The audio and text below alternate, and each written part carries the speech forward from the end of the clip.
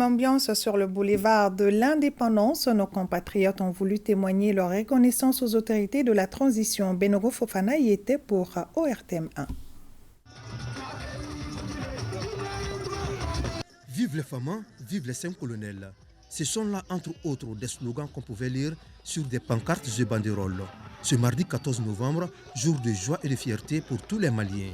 La population reconnaissante est sortie massivement pour magnifier les femmes. L'intégrité territoriale est désormais retrouvée.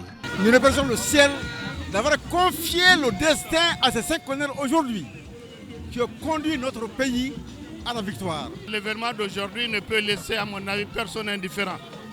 C'est pour là que j'ai quitté Kalebankoura pour venir jusqu'ici à la place pour manifester ma joie.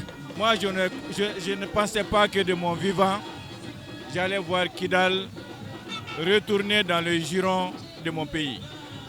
Tellement que les complots ont été énormes contre notre pays. C'est l'occasion aujourd'hui de rendre un hommage mérité à ces jeunes qui ont eu le courage de prendre le sacrifice ultime pour honorer la patrie. Les femmes et les enfants n'ont voulu en aucun cas rater ce rendez-vous.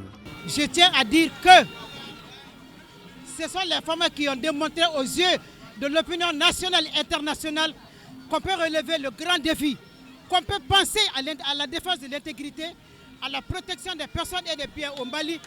J'interpelle tous les Africains pour leur dire, ils se sont réveillés, oui, mais allez-y à l'école des forces armées et de sécurité du Mali. Féliciter nos 5 colonels pour le courage et la bravoure dont ils viennent de faire preuve. Le Mali est honoré aujourd'hui. Les fils du Mali sont honorés aujourd'hui. Et Kidal, comme toutes les autres régions du Mali, vont vibrer. Vibrer à la couleur du Mali. Je suis là aujourd'hui parce que notre femme a combattu les terroristes de Kidal. Aujourd'hui, je suis très content. Vive les femmes, vive le président colonel Assimi Goïta. Pour cette intégrité territoriale retrouvée, la jeunesse consciente ambitionne de prendre désormais son destin en main pour un Mali où il fera bon vivre pour tous les fils du pays. Ce n'est pas le fait de récupérer Kidal seulement. Après, il y a d'autres actions qui doivent suivre. Maintenant, telles que amener les hôpitaux, ouvrir les écoles, voilà. Les actions doivent suivre, quoi. Il faut aussi comprendre qu'il y a d'autres défis à relever. Défis de l'employabilité par rapport à ceux qui sont restés, nos jeunes, nos semblables qui sont restés à Kidal là-bas, qui sont dans le chômage. Il faut penser à créer des emplois pour ceci, pour maintenir toujours le cap. Aujourd'hui, nous pouvons dire que les FAMA, le président de la transition et les colonels ont tenu parole par rapport à un de ces objectifs. Et le travail n'est pas fini.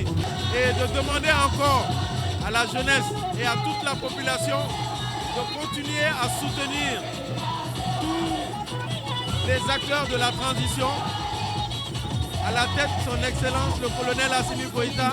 La jeunesse s'est donné rendez-vous à Kidal pour les festivités de fin d'année.